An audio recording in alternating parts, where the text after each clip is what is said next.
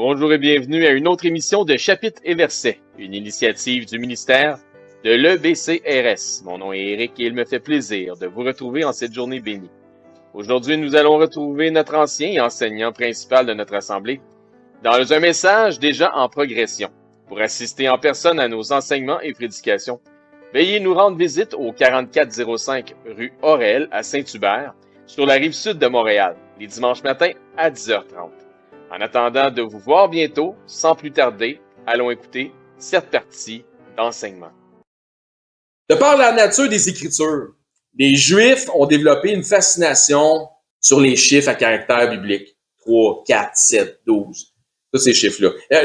Les multiples de ceux-ci aussi, tels que l'on voit dans le livre de l'Apocalypse. 144 000, qui est 12 fois 12 000.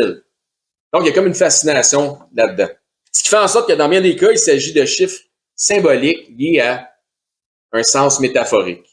Autrement dit, il faut décoder pour en comprendre le sens ou l'interprétation.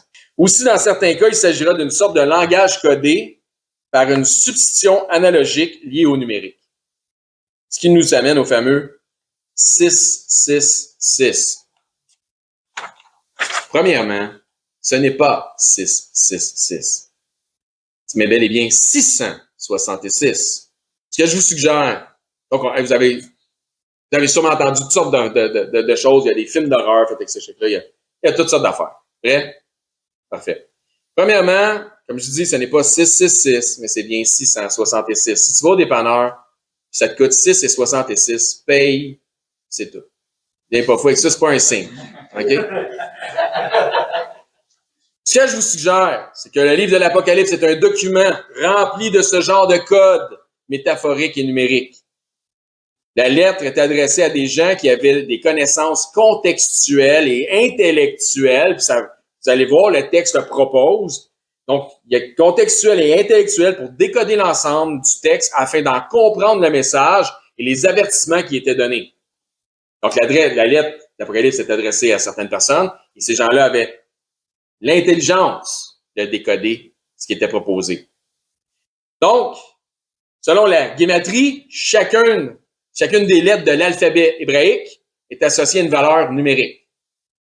C'est comme si dans notre alphabet, la lettre courante mettons, la lettre A valait une valeur courante de 1. Puis B serait C, Z, 26. OK, good. Excellent. Donc, je vois que tout le monde me suit.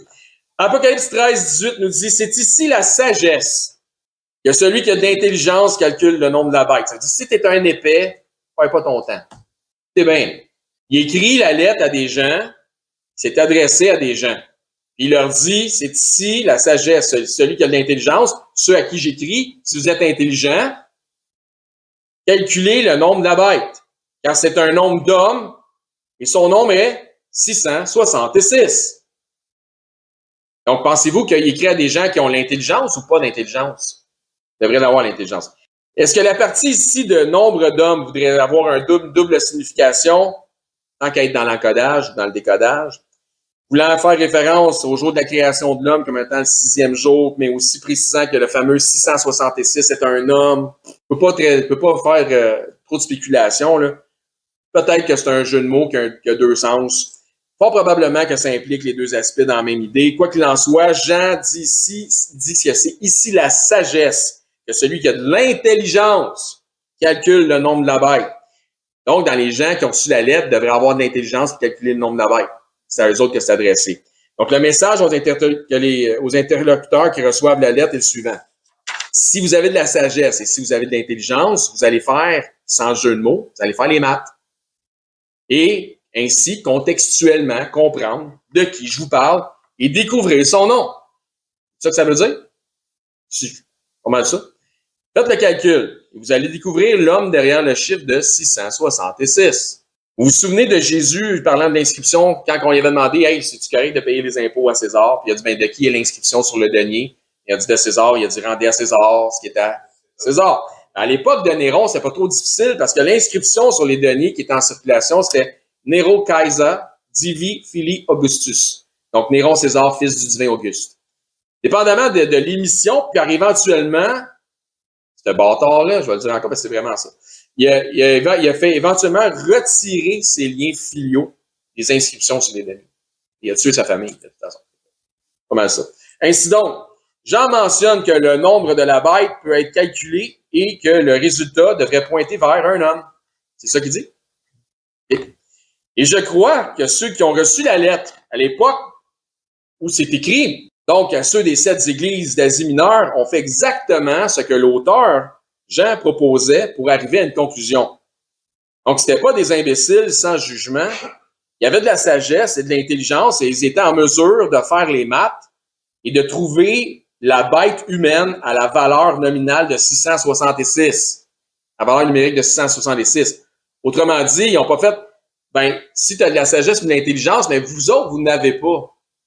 Fait qu'attendez, dans 2000 ans, ils vont avoir des calculatrices et des ordinateurs. Eux autres vont être intelligents et sages. Mais pas vous autres. Je pense pas que la lettre a été écrite dans ce sens-là. Faut que ça fasse du sens. OK?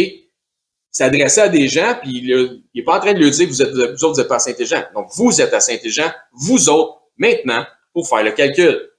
À cette époque, il y avait un individu qui était monstrueux, qui était le plus vicieux et persécuteur des chrétiens, qui aurait pu être identifié comme une méchante bête, puis c'était définitivement Néron. Sa face était sur toutes les deniers. Son nom en titre hébreu se disait, en 100 voyelles, N-R-N-K-S-R, donc Néron César. Donc, Néron Kaiser ou en français Néron César. Ce qui, en gématrie hébraïque, donne exactement 666. Dans un autre très ancien document, la valeur numérique est associée à la validation numérique en latin et donne 616, donc une valeur manquante de 50, ce qui confirme encore qu'on cherche à pointer du côté ceux qui interprétaient à partir du latin, ça cherche encore à pointer vers Néron César. Autrement dit, dans une version qui s'associe au latin, les scribes ont choisi délibérément de conserver la valeur numérique du chiffre qui identifie Néron comme étant l'Antichrist et la bête. Donc, le 666, c'est-tu plate un coup, il n'y a plus de mystère, là. Hein? Donc, le 666 de la bête pointe vers Néron l'individu, car il était probablement l'empereur en place lors des écrits du livre apocalyptique, de l'Apocalypse, ou de la Révélation. Mais du même coup, la bête, terme qui revient souvent dans le livre de l'Apocalypse, pointe définitivement vers Rome et la succession impériale. Donc, un gros merci à Frère Dominique pour ses enseignements sur l'Apocalypse qu'il a fait ici à l'Église, qui m'a vraiment aidé à comprendre certaines choses.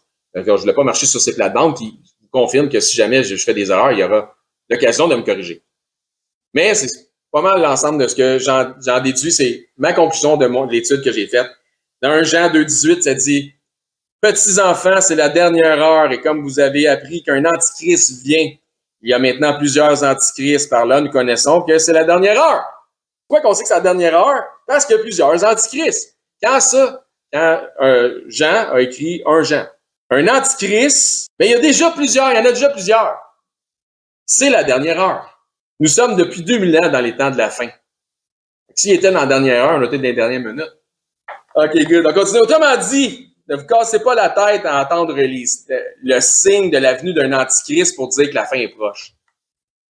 Nous sommes déjà dans les dernières minutes et l'antichrist, la cloche est à veille de sonner. L'antichrist n'est pas un seul, mais il est une multitude, ils sont une multitude, c'est légion. C'est un esprit, nous ne combattons pas contre le sang et la chair, mais contre des esprits de ténèbres. Quel est ton nom? 666. They, them. Multitude et légion. Mes pronoms sont. Attendez pas les signes d'un antichrist. Il y en a déjà plusieurs. Nous ne combattons pas contre le sang et la chair. L'attente d'un antichrist est chimère, car il y a déjà dans ce temps de la fin une multitude d'antichrists. Prends le nom que ça te tente. Juste en politique, je vais t'en nommer 3-4, moi. Autrement dit, comme on dit en français, pick and choose. Choisis-toi en un, il y en a, c'est 10 la douzaine, les antichrists aujourd'hui. Puis avec du pouvoir, c'est ça, puis qui ont du pouvoir en plus. Donc, si c'était vrai au temps de l'épître de Jean, qu'il y avait plusieurs antichrists, aujourd'hui, la réalité de nos jours, c'est qu'elle est décuplée. C'est pas les antichrists qui manquent. Il faut comprendre que Néron, dû à ses atrocités envers les chrétiens, était méprisé par les chrétiens. À l'époque de la lettre aux 7 églises, Néron était probablement encore au pouvoir. c'est la raison pour laquelle son identité est codée en 666. En fait, dans le livre de l'Apocalypse, tout ce qui concerne Rome, le nom de Rome et la Jérusalem actuelle de l'époque sont codés afin de suivre une norme de sagesse et de prudence pour ceux qui étaient des brebis parmi les loups. Donc, je parle de persécution et donc il parle, il parle de persécution dans l'Apocalypse et il fait une liaison avec la parole et le témoignage de l'Évangile de Jésus-Christ. Donc, doux comme des colombes et prudents comme des serpents. D'où les raisons potentielles de l'encodage. Si nous revenons à Néron, celui-ci a succédé à Claudius César et par un concours de circonstances combiné à de la manipulation politique, il est devenu empereur en 54. Il avait juste 16 ans. Étant jeune, il n'était pas très intéressé par son poste, mais il était bien entouré par des conseillers qui étaient matures pour diriger un peu ce qu'il faisait. Donc, parmi ceux qui étaient de ces dirigeants, quand même, il y avait des gens qui étaient bien avisés, qui avaient quand même un certain sens moral, qui leur permettait d'agir adéquatement en politique. Néron était donc une figure officielle, mais c'était plus ou moins un pantin politique. Ça ressemble à nos politiciens d'aujourd'hui, finalement. Il était jeune ado, et comme la plupart des adolescents de ce monde, il s'intéressait davantage au party, à la musique, au divertissement. Sa vie de big shot, de vedette, va éventuellement passer vers l'équivalent de sex, drug and rock and roll. En faisant sa passion était vraiment dirigée vers la musique. Un peu comme la chanson intitulée Le Blues Businessman. Il aurait voulu être un artiste. Même si le pouvoir ne l'intéressait pas au départ, il chérissait son statut social et ses bénéfices. Il aimait ça, vivre sur le bras de l'État. Au début de sa vingtaine, ses tuteurs se sont rendus compte que Néron, c'était un vaniteux étourdi. Puis en plus, il était malfaisant. Ils ont donc élaboré un coup d'État pour le destituer, mais l'ayant appris, c'est plutôt lui qui les a fait assassiner. Ainsi, au début de sa vingtaine, personne qui le contrôle, il devient incontrôlable. Maintenant, si tel est le cas concernant Rome, Néron, le fameux 666, les avertissements du livre de l'Apocalypse, etc., comment se fait-il qu'autant de chrétiens aujourd'hui perçoivent les prophéties passées qui sont dans l'Apocalypse comme étant des éléments à venir? Comment ça qu'on se trompe autant dans la chrétienté? Comment se fait-il que les chrétiens n'arrivent pas à situer les événements dans le bon espace-temps? La réponse, en partie, nous vient de l'Ecclésiaste Salomon. C'est lui qui nous la donne et nous dit que tous ces faits vont se refaire, il n'y a rien de nouveau sous le soleil. L'homme étant cyclique dans sa méchanceté, comme je vous ai expliqué le cycle de la méchanceté, Hitler était un genre de Néron. Les Kim de la Corée du Nord sont des genres de Néron. Staline, Lénine, Pol Pot, ainsi de suite, sont des genres de Néron.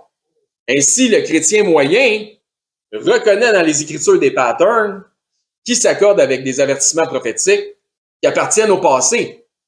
Donc, le chrétien moyen voit des patterns, l'homme étant cyclique dans sa méchanceté, qui s'accordent avec des avertissements prophétiques qui appartiennent au passé, mais les interprète comme étant des signes qui parlent de l'avenir, des choses à venir. Parce que c'est les mêmes affaires qui se passent que se sont déjà passées. Vous me suivez? Amis, frères et sœurs, merci d'avoir été attentifs à cette partie d'enseignement. Encore une fois, mon nom est Éric, hôte de l'émission Radio Chrétienne, Chapitres et Versets, une initiative du ministère de l'EBCRS. Si vous souhaitez joindre un ministère qui, dans un franc-parler, parfois défie les perspectives générales, l'EBCRS est un ministère pas comme les autres qui, par des enseignements bibliques, qui respectent les contextes des Écritures, mais aussi l'accent sur un enseignement qui vise la maturité spirituelle des disciples. Vous êtes invités à venir nous voir les dimanches matins au 4405 rue Aurel à Saint-Hubert sur la Rive-Sud de Montréal.